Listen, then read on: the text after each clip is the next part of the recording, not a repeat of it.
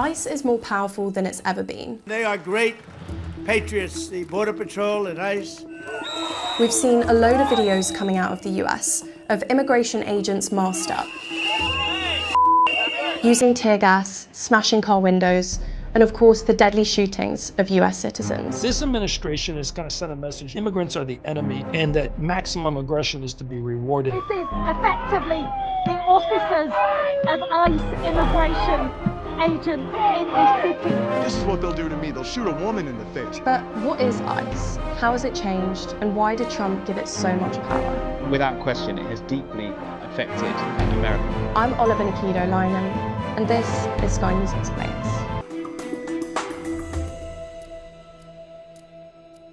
US immigration has been all over the news, and there's one agency that keeps getting mentioned: ICE. That stands for US Immigration and Customs Enforcement. So let me break down who they are and where they sit in the wider picture. 2 years after 9/11, the worst terror attack in US history, the government set up the Department of Homeland Security in 2003. And under it, there are 3 agencies that deal with immigration: USCIS, ICE, and CBP, which includes Border Patrol. But ICE and CBP are the 2 that actually enforce immigration law. ICE deals with immigration inside the US, while CBP usually deals with the border. At least that's how it's supposed to work. We're mainly going to focus on ICE, the immigration agency that carries out arrests, detentions, and deportations, including of undocumented immigrants. They've always been controversial. Stop ICE raids, the power of Christ for culture! But in the last year, that's reached a whole new level, because no one's given ICE as much power or as much money as the Trump administration.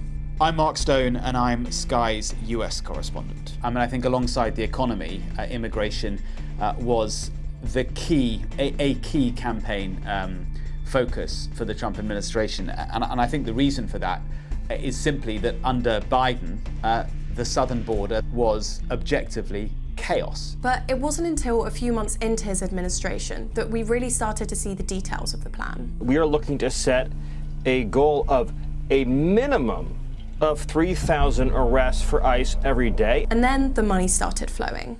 Take a look at this graph. Before Trump came back into office, ICE used to get about $10 billion of funding a year. But in 2025, Congress passed a bill that secured a huge investment for the immigration agencies. And over the next 4 years, ICE has been promised an extra $75 billion on top of its existing budget. For context, here's a graph showing military spending from around the world. ICE now has more money than the militaries of Canada, Turkey, and Spain. With that new money, they started a big recruitment drive, running ads like this across US government social media accounts. They've even offered a $50,000 signing bonus and tens of thousands of dollars to wipe out student debt. The result? Well, ICE has gone from having 10,000 to 22,000 agents in just 1 year, and some people have raised concerns. Hiring of 10,000 new federal law enforcement agents is a project that would take 4 to 5, 6 years. They've cut corners. They start bringing people on board before those background checks are complete, and they shorten the training protocols. They've limited the training to get those agents out on the streets quickly.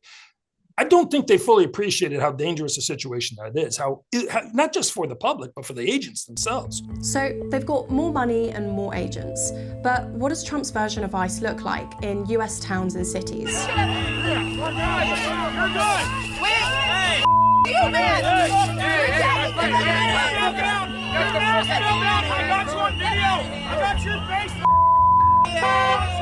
We picked 3 key areas which show how ICE's tactics have changed: force, what they're wearing, and where they can operate. First up, force. We've seen agents smashing car windows, kneeling on people's necks, using tear gas, pepper spraying people in the face, with some of these incidents turning violent and others fatal. Now, not all of these tactics are banned, but there's a lot of concerns from politicians and the public about the level of aggression that's being used and how some of these incidents escalate. The Department of Homeland Security, remember, that's the agency in charge of ICE and CBP, actually has its own published guidelines on the use of force. For example, the use of neck restraints, like choke holds during an arrest. It says here that this kind of maneuver is prohibited unless deadly force is authorized, and that these restraints must not be used as a means to control non-compliant subjects or people resisting arrest. And compare that to this video from Minneapolis. off of him! He's not resisting!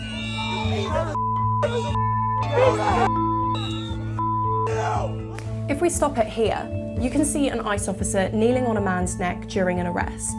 Now, we don't know what happened in the moments before this video was taken, but this is Homeland Security's own response, explaining what's going on here. It's a felony to obstruct law enforcement, and it's another felony to resist arrest. This individual did both, and the officers were duty-bound to arrest him. Our law enforcement officers followed their training and used the minimum amount of force necessary. There seems to be a disconnect between what's happening in the video and the policy, and it raises questions about whether ICE is following its own guidance. This is where the use of deadly force comes in. Back to this document from Homeland Security. It says here that deadly force can only be used when necessary, and that's when there's a reasonable belief that the subject of force poses an imminent threat of death or serious bodily injury. So from this public statement, the Department of Homeland Security doesn't actually say whether deadly force was authorised, and it's still not clear. We asked DHS if it was, and if so, then why, but the department didn't respond. And questions around the use of deadly force aren't going away. We've already seen fatal shootings by immigration agents in Minnesota. No! No! Like 37-year-old Renee Good and nurse Alex Pretty. There are a lot of questions and debates online over whether that threshold was met in the fatal shootings in Minnesota. I think you talk to anybody with long law enforcement experience, and I was the director, I wasn't an agent myself, but they're going to tell you de-escalation. There are other ways of doing this job that prove more effective in the long run than some of what we're seeing today. But unfortunately, I think we have a short-sighted approach where that aggression is being rewarded. When it comes to aggression, part of the issue is that agencies like CBP, which controls border force, have been brought into cities to handle immigration. Think about the Border Patrol for just a moment. These are officers who are trained to detect and interdict people primarily in our southwest border. They generally, because of the massive safety issues they face, they generally are very aggressive. We've taken those agents who are trained for that environment, trained to do interdiction in remote areas, and we pulled them up and we told them, now you're policing protesters in a city like Minneapolis. It is a dramatic, yes, you're both in the law enforcement realm, but it's a dramatically different type of law enforcement. The next change in tactics is how agents are dressed. The key one is they've started wearing masks. ICE chiefs in the Trump administration say they're important for protecting agents from doxing, exposing people's personal information online. People are out there taking photos of the names, their faces, and posting them online with death threats to their family and themselves. That's Todd Lyons. He's the acting ICE director and was appointed by Homeland Security Secretary Kristi Noem in March 2025. I'm sorry if people are offended by them wearing masks, but I'm not going to let my officers and agents go out there and put their lives on the line and their family on the line because people don't like what immigration enforcement is. We're in an era where visual identification of people is much easier. All of that is a byproduct, I think, has triggered some of these agents to feel like they need to protect themselves from online harassment or worse, family members. I'm very sympathetic to it. The problem is, of course, it gives us terrible imagery of a rogue agency. On top of masking, ICE agents have been seen in unmarked vehicles and wearing different types of uniform. These are all ICE agents, but they're from different divisions, ERO and HSI. ICE agents have also been seen wearing uniforms that say police, which is pretty confusing given that they often collaborate with local police forces. All of this makes things really confusing for the public. It raises questions around trust and a feeling that there isn't much accountability for the actions of these agents. Another way the Trump administration's changed ICE is where they can operate. We've seen reports of them in hospitals, courthouses, schools, nurseries, and churches. And you might wonder, how are they allowed to do this? Well, one reason is they've changed the rules. ICE internal guidance used to discourage agents from operating in sensitive locations, like schools, churches, unless in very specific circumstances. But they scrapped that in January 2025 and published this. ICE officials said they didn't need to have such strict rules around these locations, and that instead, officers should use a healthy dose of common sense. We're not seeing a tremendous amount of ICE activity at those locations. It's more about the messaging that's sent to the agency of this gloves off. That's a lot of information to digest, and a lot about policy. But these tactics have had a real impact on communities across the US, and it's impossible to talk about these ICE operations without mentioning Minneapolis. You can see the ICE agents moving up, trying to expand the perimeter. That's our US correspondent, Martha Kellner. I was literally the one like this, and then I was standing closest in front. They shot me up and down, pushed me really hard. Yes, I love this country so much. I think it's the greatest country in the world. But what they're doing to the people, this is what they'll do to me. They'll shoot a woman in the face. Can you believe this is America in 2026? Oh no, no way, no. Martha spent days in the city talking to people caught up in ICE operations. What is the atmosphere today in Minneapolis? How are people feeling? You're obviously speaking to friends and family. And It's really heavy, honestly. Sorry, it's really heavy. It's really hard to even be out here right now. Yeah, sorry. I am a U.S. veteran. I'm a citizen. For once in my life, I'm thinking I'm back in Afghanistan. It's honestly a disgrace to our country. This is not what I fought for. I don't stand for this. The police officers are moving, trying to establish a bigger perimeter outside the federal building. You can hear some flashbangs going on.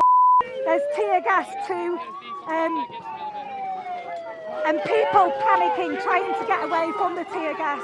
I think what's interesting in Minneapolis is that the local police, the Minneapolis Police Department, were trying to build up trust in the wake of the murder of George Floyd, and they felt like they were really making progress on that. And then you have these federal agents come in so suddenly, dwarfing the number of police officers on the ground in Minneapolis, and it's created this situation where there's a real distrust of the authorities again. A massive load of tear gas coming out.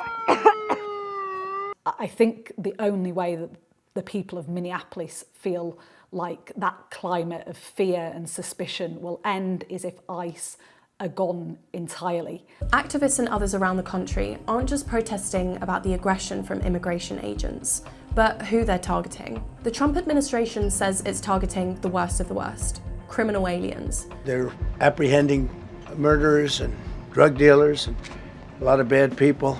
But when you look at the data, it paints a different picture. Let's look at the types of people being detained or arrested.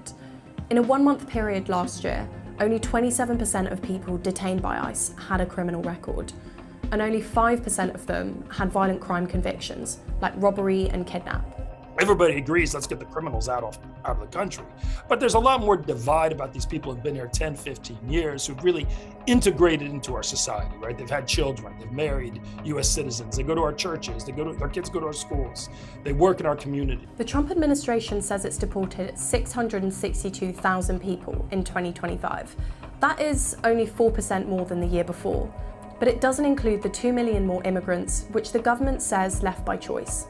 And there's lots of reasons why people have left. The government's offered financial incentives like this, encouraging people to leave the country voluntarily. But many people have spoken about a general hostile environment, which has made them scared to stay.